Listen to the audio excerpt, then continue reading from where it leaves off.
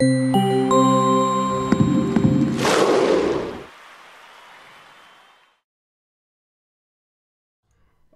my God. All right. Welcome to episode 39 of the Vikings Territory Roundtable. Uh, we don't really have anything planned right now. It's just kind of catching everyone's reaction to what we just saw. Vikings beat the Saints in an absolute stunner. Last second throw to Diggs, 4 seconds on the clock. As you guys all know, I'm sure you guys all watched it. We didn't have this planned, but some people were requesting that we go live just to kind of talk about it and get everyone's reactions to this. I don't even know. I don't even know what to say. I don't know where to start. I don't know what to talk about. I don't have any talkers tonight. I don't know, man. What was it like for you guys? I guess start off by telling me what that moment was like, Sam. Man, I was mentally writing the postseason column of kind of just like, hey, it happened again, heartbreak. Let's find a way to come together through this type of thing.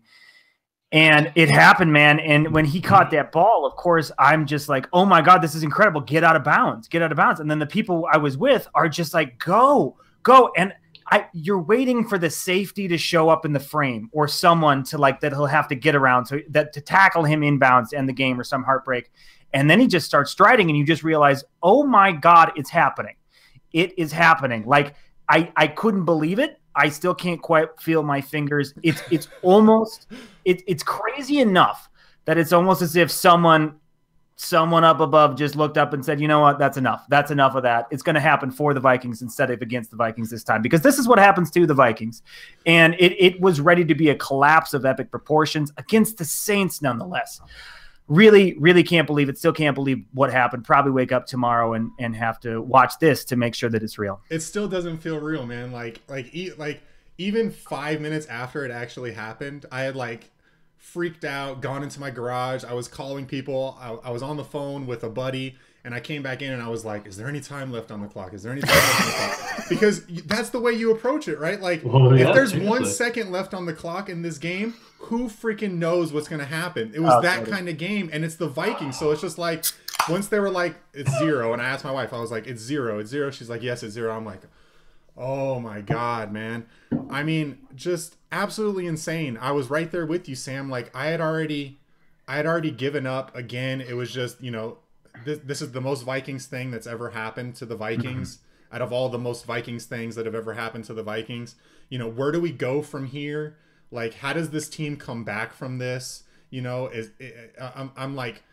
I'm essentially done with football in like the last 15, 20 seconds of that game. I'm like, I don't know where to go from here. You know, I don't know that I can subject myself to this over and over and over again.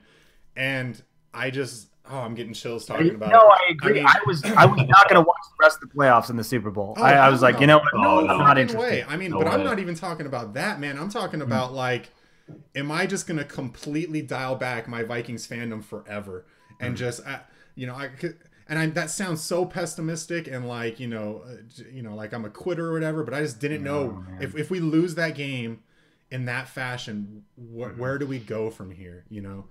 I don't know. Sean, what about you, man? What was it like for you?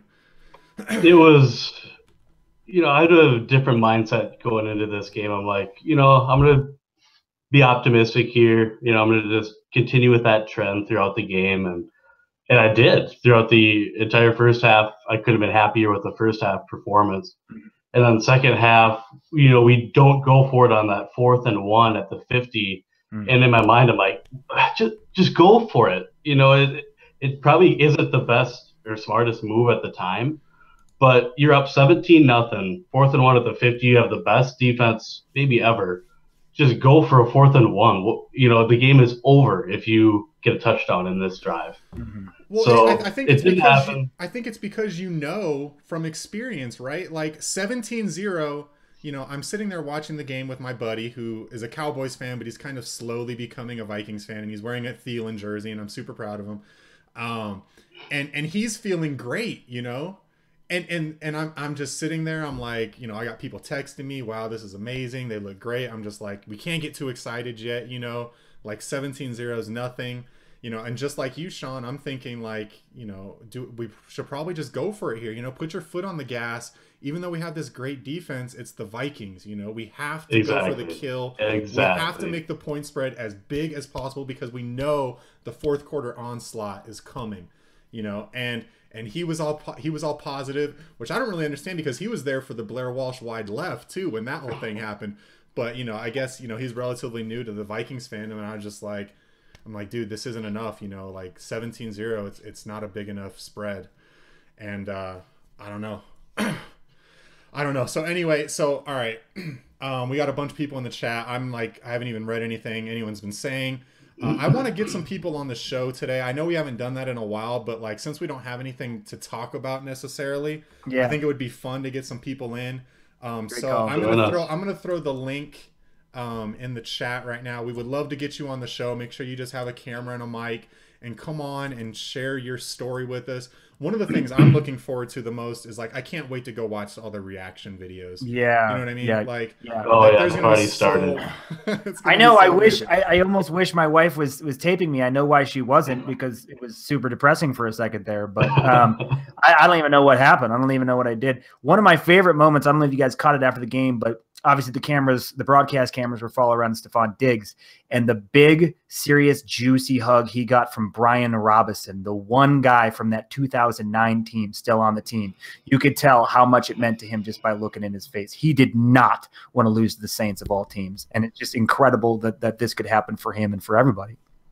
Do you think that's going to go down as well? I mean, I think if we go on to the Super Bowl this year, it'll go down as probably the greatest Vikings moment of all time. But like yeah. Like, so I asked my dad for you guys right now. So I just talked to my dad, and I'm like, "Is that the craziest thing you've ever seen?" And he initially said, "Yeah, absolutely." And then he said, "Well, there was one Ahmad Rashad catch to beat the Browns or someone in the playoffs sometime in the '70s." And so I'm like, "Okay." He's like, "But other than that, this was the craziest." All right, so it looks like we already got people like trying to come in. I'm gonna have Sean or Sam or both of you guys kind of screen people. Just to make sure that they look like they're real people. But yeah, man, let's get some people in here if they look. All right, here we go. We got our first guy. Sorry, I'm coughing a lot, by the way, too. You can thank the game for that. Oh, okay. Oh, there he is. There he is. All right, what's up, Hoodie? So now, for me, it's on a personal level because in 1998 and also 2009, those NFC Championship games, I went through some personal tragedies going on in my life.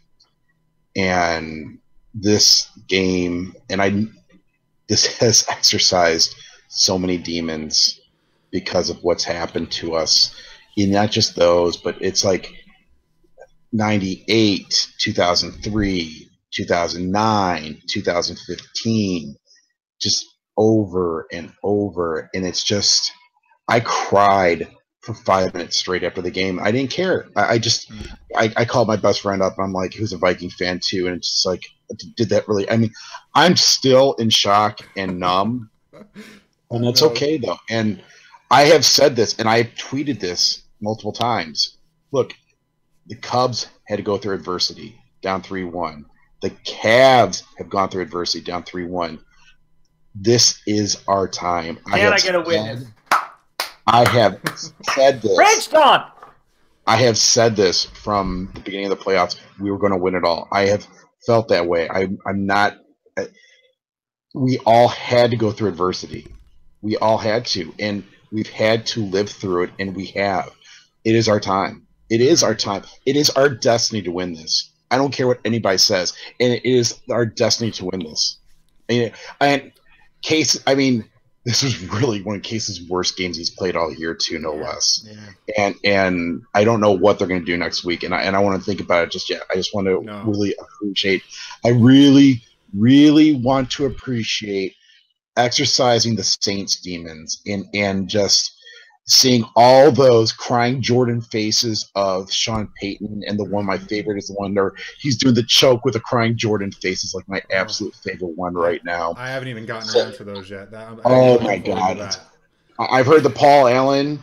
I haven't even heard the Paul Allen call yet. Oh, that was amazing. Bursich completely runs him over because they're Bursich was the best. It's incredible.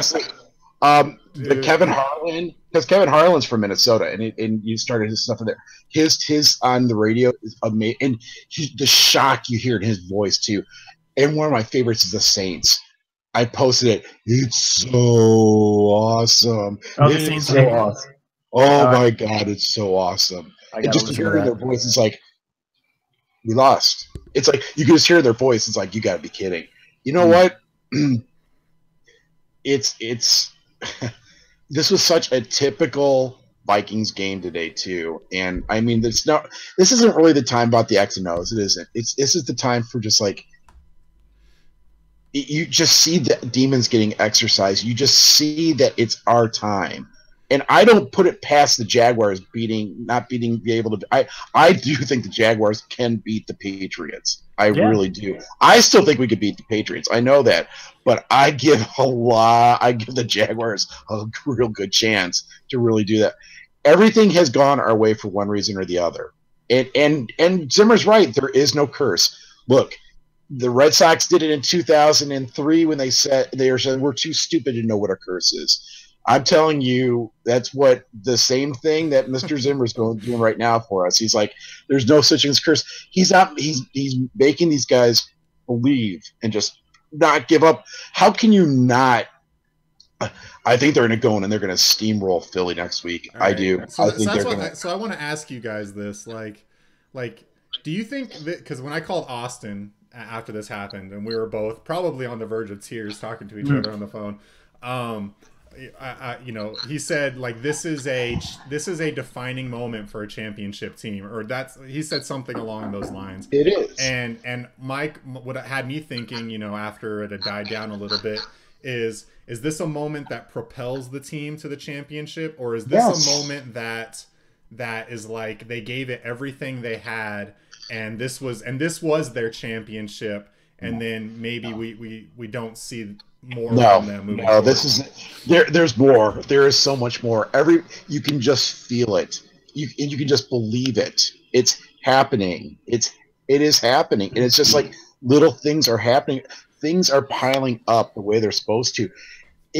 I'm not saying like we're going to win and like, okay, we don't even play the games. No, it's going to take it. There's still a lot of hard work involved. There's a lot of everything involved at the moment just to get this where it's at. So, yeah, I mean, everybody's still going to have to work their asses off and such, and they're going to. But you can't tell me not going to the game on Sunday. Yeah, I know Philly's got an amazing defense, but we got an amazing defense too. And I think our offense is just a little bit better than theirs at that point. And defense, so, we stopped the. I mean, good Lord. I mean, and it was like I just had that feeling. It's like we're losing to these freaking Saints. We're gonna lose, aren't we? We're losing to. And even after Forbath kicked the field goal, I was still like, they still got time. But even after their field goal kicker kicked the field goal, I'm like, you know what? We still have a chance. It's like there's still time, and let's just see what happens. And right. It's just what it just. And I said that too. And I said that, and I tweeted it too. It's like after their State's kicker kicked, I'm like, you know what? Look, again, Cubs went through it, Red Sox went through it, Cavs went through it. You have to hit adversity, and then once you deal with that, once you get past it, it's it. Like when the Red Sox came from 3-0 back from the Yankees, it's like, nothing's going to beat us. And like the same way with the Cubs, it's like the Cavs, it's like you just hit something. You just hit something, and it's like you have a sense of invincibility, and that is where the Vikings are right now. I hope you're right, man. Question is, I am right. It's happening. It is happening. Sean? Do we got someone else waiting to come in here? Yeah. All right. I can't see him. Hey, thanks, Don. We love you, Don. man. Appreciate you stopping by. Hey, while we're bringing the next guy in, I know we're not doing a lot of actual analysis here, but some real cogent analysis in the chat on YouTube. Josh Van Klomp, he says, Zimmer's team scored 21 points, and they won as always. Never in doubt. There you go. I just love that. It's like, they scored 21. Never in What are you going to do? All right. Did we lose our guy, Sean? Did we lose him? We lost him, it looks like. But man. Why is everyone scared to get in here? Come on in, everybody. I posted the link just click the link. It's really self-explanatory. Get in here, share your story with us. So Sean, were you watching by yourself or like watching with your girlfriend, or what were you doing? I was with my girlfriend, and we were, like I said, I was trying to be an optimist. She was like, "What do we deserve to, what do we do to deserve this?" Is she new to Vikings fandom? Not really. A couple years now. You said, when I hear someone's trying to be an optimist, like I immediately assume that maybe this is new for them. Oh no, that was me. That was me trying to be an optimist. Oh, you were trying to be an optimist. Oh, yeah, I was well past but that. Like she said, Keenum threw up a prayer and it was answered. Yeah, it was answered. It looks like we have somebody else here. I cannot see them, but hopefully the audio is okay. Let's give it a try. Maybe we'll just have audio. Have I mentioned this is the most incredible thing that's ever happened? I know this guy. Yeah. What's up, man? Oh, yeah. What's your name again? Keith. Keith, welcome back to the show, Keith. All right, man, talk to us. How are you feeling right now? My heart started beating probably about 35 minutes after the game finished. Oh. It was so soon. I mean, fortunately, I know where the doctors work and stuff like that, so not a big deal. But so I can call a code for myself. But anyways, awesome game. I guess the only thing you can really say that they learned from the game today is you don't let off the gas pedal. Because, they went smooth through the first 17 points. And I think that they got where they were like, okay, now our defense can just keep doing the exact same